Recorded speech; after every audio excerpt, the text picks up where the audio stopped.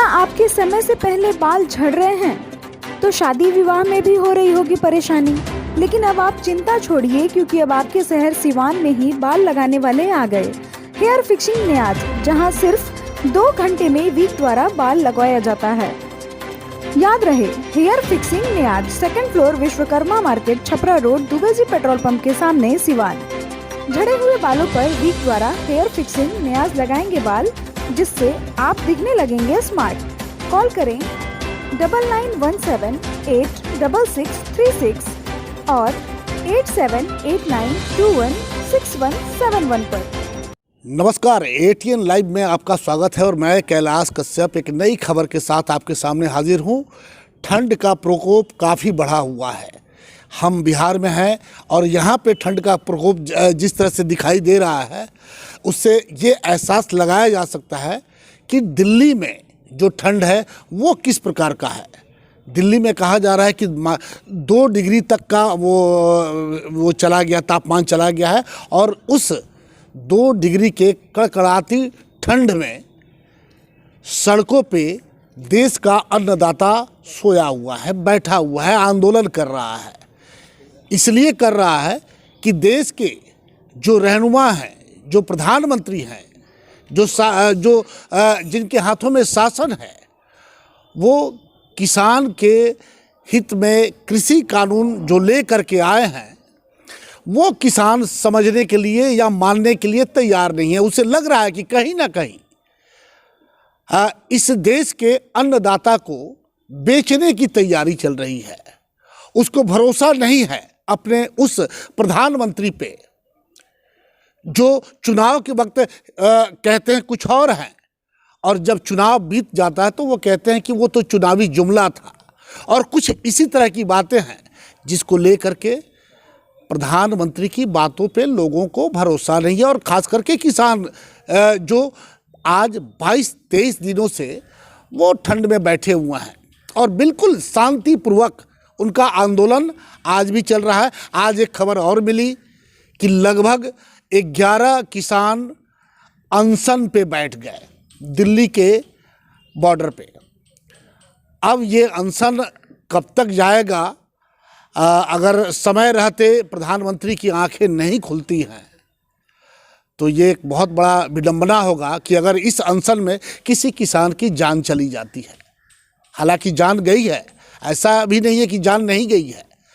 कई किसानों की जान चली गई है। एक जो गुरुद्वारा कमेटी के जो थे, उन्होंने तो आत्महत्या तक कर लिया प्रधानमंत्री के अड़ियल रुख के कारण। आज हम इन्हीं सब मुद्दों को लेकर के सिवान के भीष्म पितामह कहे जाने वाले सदर विधायक अवध बिहारी चौधरी जी के पास बैठे हुए हैं। वो भी एक किसान हैं और किसान की पृष्ठभूमि से ही वो आते हैं। तो हम उनके पास बैठे हुए हैं और ये जानने का प्रयास कर रहे हैं कि ये सरकार जो नरेंद्र मोदी जी की सरकार है, ये आखिर किसानों की बातों को क्यों नहीं सुनना चाहती है? क्यों किसानों को इस तरह से इस सर्द ठंड में सड़कों पे छोड़ दिया गया है मरने के लिए? सर, क्या लगता है कि प्रधानमंत्री जी जो कहते हैं कि वो किसानों के पूरे देश के नेता हैं, 130 करोड़ के नेता हैं, लेकिन आखिर किसानों की आवाज़ उनके कानों तक क्यों नहीं पहुंच पा रही है? देश के प्रधानमंत्री नरेंद्र मोदी वो चुनाव में जो वादा करते या मंचों से जो बोलते हैं, लोगों के अपने तरफ आकर्षित करते हैं मतदाता को, और वास्तव में आकर्षित होकर के आशा और उम्मीद पर कि देशवासियों के लिए प्रधानमंत्री कुछ करेंगे, भ्रम में आकर के लोग अपने वोट को दे देते हैं और जीतने के बाद वो सरकार में बैठते हैं, सरकार बनाते हैं। दूसरी बार वो सरकार में बैठे हैं, कोई बात की तरफ अगर लोग ध्यान देता है तो कहते हैं कि मैं वह बात नहीं, मैं वो जो बात मैंने कहा वह एक जुमलेबाजी थी। वैसे परिस्थिति में यह देश जो है इस तरह के मतलब प्रधानमंत्री को देखने का अवसर किसी को नहीं मिला। आज़ादी के बाद बहुत सारे प्रधानमंत्री हुए जिन लोगों के कथनी और करनी में बहुत अंतर नहीं होता था और देश हित में सोच समझकर गंभीरता से वो लोग अपना बयान देते थे या कार्यक्रम भी बनाते थे, करते भी थे, उसका कार्यान्वयन भी होते रहा है। लेकिन अभी जो प्रधानमंत्री हैं, यह प्रधानमंत्री मतलब इतना ज़बरदस्त नौटंकीबाज हैं और इतने ज़बरदस्त एक तरह से कहिए तो झूठ बोलने वाले प्रधानमंत्री नरेंद्र मोदी हैं। देश रसातल के तरफ जा रहा है, देश सुरक्षित नहीं है और देश में हर तरह विषमता बढ़ती जा रही है। देश में जो पढ़े लिखे लोग हैं उनकी फौज बढ़ रही है और उन्हें कोई नौकरी देने का काम देश के केंद्र की हुकूमत प्रधानमंत्री नरेंद्र मोदी नहीं कर पा रहे हैं। तो उस एक तरफ जो नौजवान हमारे हैं वो ज़बरदस्त असंतुष्ट हैं और वो लोग कोई न कोई फैसला निश्चित लेंगे। सरकार के ध्यान अब किस तरह आज से सर, आज हम किसी नौजवान की बात नहीं करेंगे, किसी बेरोजगार की बात नहीं करेंगे, किसी महंगाई की बात नहीं करेंगे। आज हम सिर्फ किसान की बात करेंगे। कभी आपको याद होगा, आप लोग तो बहुत कुछ देखे हुए हैं कि जब लाल बहादुर शास्त्री देश के प्रधानमंत्री हुआ करते थे उस समय एक नारा आया था, जय जवान जय किसान। ये जय जवान जय किसान एक छोटा सा नारा प्रधानमंत्री समझ क्यों नहीं पा रहे हैं? आखिर वो क्यों जबरदस्ती उस अंधे कृषि बिल को किसानों पे थोपना चाहते हैं? देखिए, मैंने कहा कि पूर्व में बहुत सारे प्रधानमंत्री हुए और देश को मजबूत करने के लिए वो लोग काम करते रहे। लाल बहादुर शास्त्री जी जो प्रधानमंत्री बने थे, बड़े सोच समझ कर के यह नारा दिए थे, जय जवान जय किसान जी।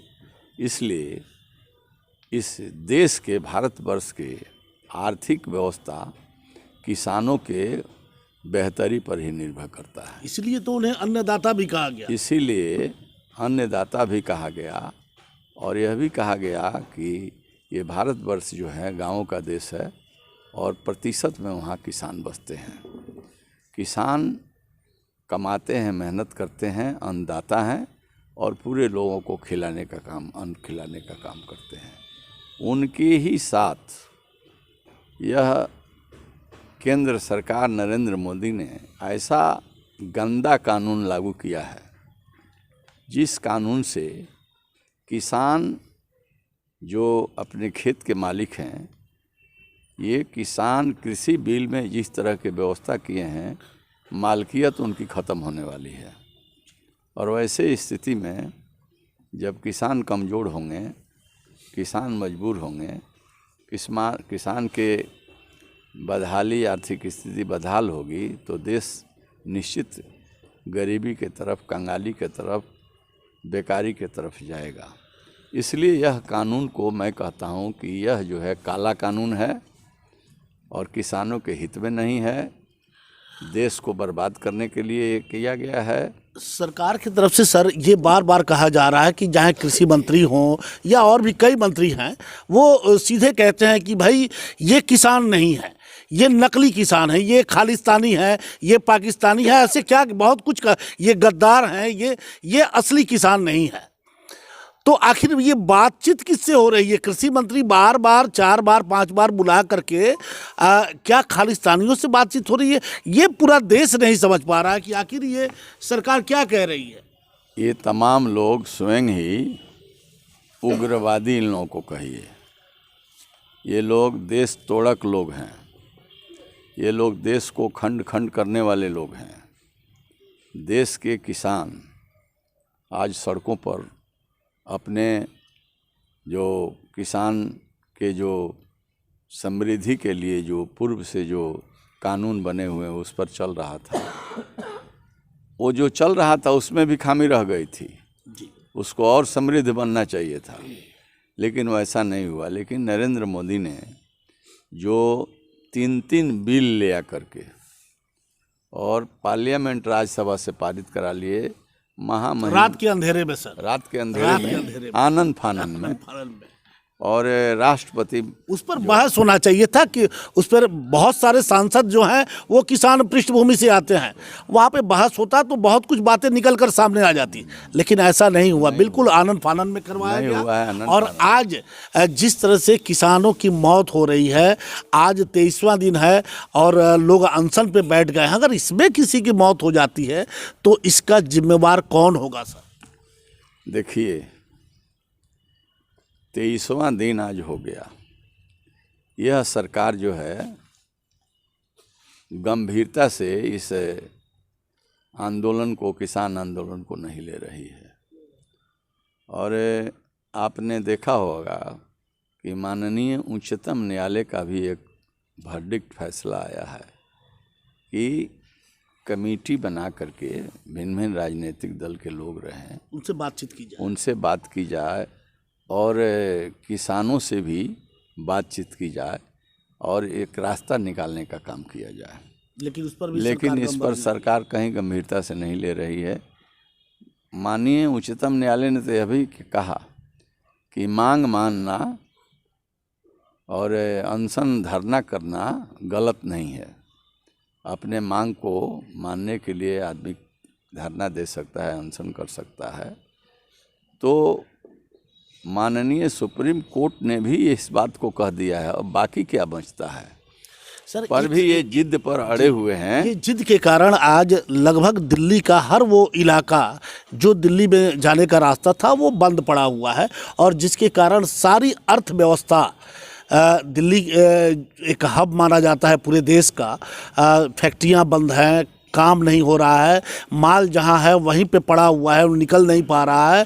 पूरे देश की आर्थिक राजधानी कही जाती है दिल्ली, और ये पूरा दिल्ली बेहाल है, बदहाल है। और उसके बाद भी प्रधानमंत्री को एग्जीबिशन में जाने का समय है, वहाँ वो चले जाते हैं, कपड़ों का प्रदर्शनी देखते हैं, समझते हैं वहाँ पे, लेकिन इन किसानों के पास जाने में उनको क्या दिक्कत हो रही है? देखिए, कहा जाता है कि चोर मचाए शोर। ये स्वयं गलत काम किए हैं। यह बिल जो है किसी खास लोगों के हाथ में यह देश के धरती चला जाए, कृषि चला जाए, इसके लिए इन लोगों ने यह कानून बनाया है। ये जनहित में, किसान हित में नहीं बना है। इससे किसान जो है गुलाम हो जाएंगे, अपने ही उत्पाद को बेचने में इनको कठिनाई होगी। तो सर, इसका निदान कैसे निकलेगा? किसान वहाँ बैठे हुए हैं, प्रधानमंत्री सुन नहीं रहे हैं, वो कृषि मंत्री के माध्यम से चिट्ठी जारी करवाते हैं और कहते हैं किसान इसको देखे, पढ़े, सीधे आके बातचीत कुछ नहीं हो पा रही। तो ये कब तक चलेगा? देखिए, किसान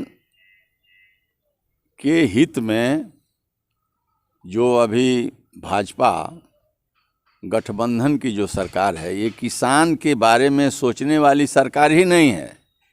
ये तो धार्मिक उन्माद पैदा करो और कुर्सी को अख्तियार करो, सत्ता को अख्तियार करो। इन लोगों को किसान किसी भी जैसे हो वैसे, इन लोगों को किसान से क्या मतलब है? किसान जो दर्द में आज निकले हुए हैं, सड़कों को जो रोके हुए हैं, आंदोलन किए हैं, मैं आपसे कहना चाहता हूं कि नरेंद्र मोदी प्रधानमंत्री अगर इस पर जो है अपने इस काले कानून को वापस नहीं लेते हैं तो उनको अभी मालूम नहीं है। सब लोगों का छोटा छोटा संगठन है, लेकिन जब किसान का संगठन मजबूत हो जाएगा या मजबूत करने का ये काम किए हैं, जगाने का किसानों को ये काम किए हैं, अब तो जग जाएगा। तो चारों तरफ पूरे देश के किसान जुटेंगे और हर जगहों पर आंदोलन होगा। ये कृषि बिल जो गंदा बिल है, इसको वापस लेने के लिए, इसलिए यह आंदोलन रुकने वाला नहीं है जब तक कि वो अपने ये जो फैसला जो है, जो कानून है, उसको वापस नहीं कर लेते हैं, तब तक यह आंदोलन किसानों का रोकने वाला नहीं है।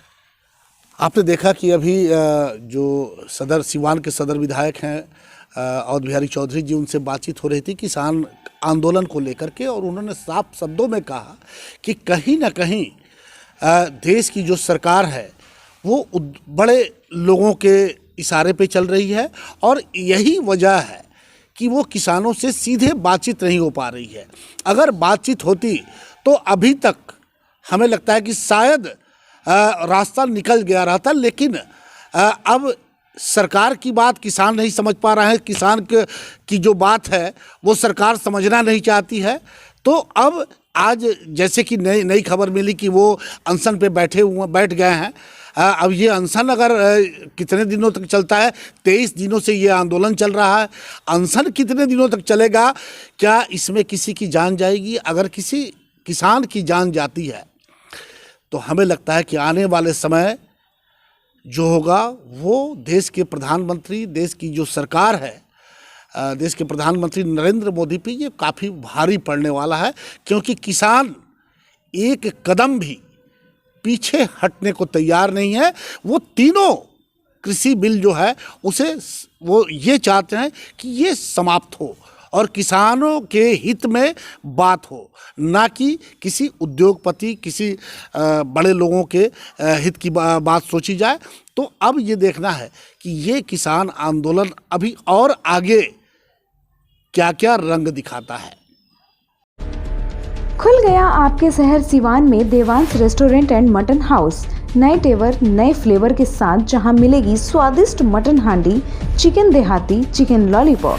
साथ ही आप करे शादी, देवांश कैटरिंग देगा समुचित व्यवस्था। तो आज ही मटन हांडी का मजा लें। Devansh restaurant and mutton house, Lalan complex, Baguniya road, Siwan. Proprietor JP Babu. Mobile number 9113461326। दूसरा मोबाइल नंबर 9572711756। आभूषण की दुनिया में एक विश्वसनीय नाम, न्यू भारतीय अलंकार ज्वेलर्स, हॉलमार्क जेवर के विक्रेता, सुनार टोली चौक, शांति वट वृक्ष के ठीक सामने, सिवान। हमारे यहाँ आकर्षक एवं शुद्ध हॉलमार्क जेवरों की उचित मूल्य पर खरीदारी करें। व्यवहार व विश्वास हमारी पहचान। न्यू भारतीय अलंकार ज्वेलर्स, सुनार टोली चौक, शांति वट वृक्ष के सामने, सिवान।